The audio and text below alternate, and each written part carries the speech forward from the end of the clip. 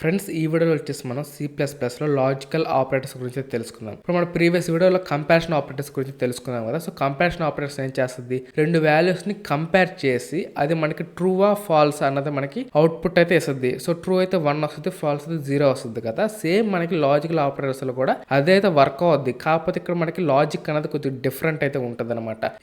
ఇక్కడ ఆపరేటర్ మీరు చూస్తే మనకి రెండు అండ్ సింబల్స్ అయితే వస్తాయి అనమాట. సో దీన్ని మనం ఏంటంటే లాజికల్ అండ్ అనేది పిలుస్తాం అనమాట.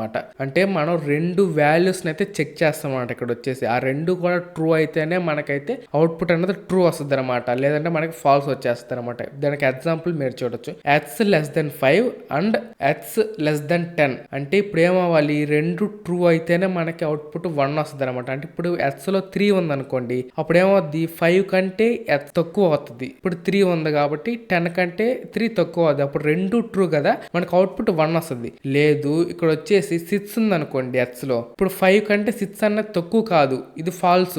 కానీ 10 కంటే 6 తక్కువ, కానీ ఇది ట్రూ అవుద్ది. ఒకటి ట్రూ ఒకటి ఫాల్స్ అయింది అనుకోండి, మనకు అవుట్పుట్ ఫాల్సే వస్తుంది అనమాట. అండ్ అలాగే నెక్స్ట్ వన్ వచ్చేసి లాజికల్ ఆర్ అనమాట. అంటే returns true if one of the statement is true. ఇది వచ్చేసి రెండు ట్రూ అయితేనే మనకి ట్రూ వస్తుంది. కానీ ఇది రెండిట్లో ఏదన్నా ఒకటి ట్రూ అయితే చాలు అనమాట. అండ్ నెక్స్ట్ వన్ వచ్చేసి లాజికల్ నాట్ అనమాట. అంటే reverse the result, returns falls if the result is true. అంటే మనకేంది, మనం ప్రీవియస్ వీడియోలో చెప్పాం కదా, నాట్ ఈక్వల్ టు రివర్స్ చేస్తుందని. సేమ్ ఇది కూడా అంతే అనమాట. మనకు అవుట్పుట్ ట్రూ వచ్చింది అనుకోండి, మనకి ఫాల్స్ చూపిస్తుంది అనమాట. అంటే మనకి రివర్స్ చేసేసి మనకి అవుట్పుట్ ని చూపిస్తుంది అనమాట. ఫ్రెండ్స్ ఇప్పుడు వచ్చేసి ప్రోగ్రామ్ అయితే మనం ఎగ్జిక్యూట్ చేద్దాం. సో x=5 అయితే తీసుకున్నాను అనమాట x లోకి వచ్చేసి. అండ్ అలాగే ఇక్కడ మనం ప్రింట్ చేసేటప్పుడు ఇక్కడ చూడొచ్చు x>3, అంటే 5 అనేది 3 కంటే ఎక్కువ. ఇది వచ్చేసి మనకి ట్రూ అయింది ఒక స్టేట్మెంట్. అండ్ నెక్స్ట్ వచ్చేసి x<10, అంటే 5 అనేది 10 కంటే తక్కువ. అప్పుడు రెండు మనకి ట్రూ అయ్యాయి కాబట్టి ఇప్పుడు బిల్ అండ్ రన్ క్లిక్ చేస్తే మనకి అవుట్పుట్ 1 అనేది వస్తుంది అనమాట. ఇప్పుడు వచ్చేసి x లో 12 అయితే తీసుకుంటాను అనమాట.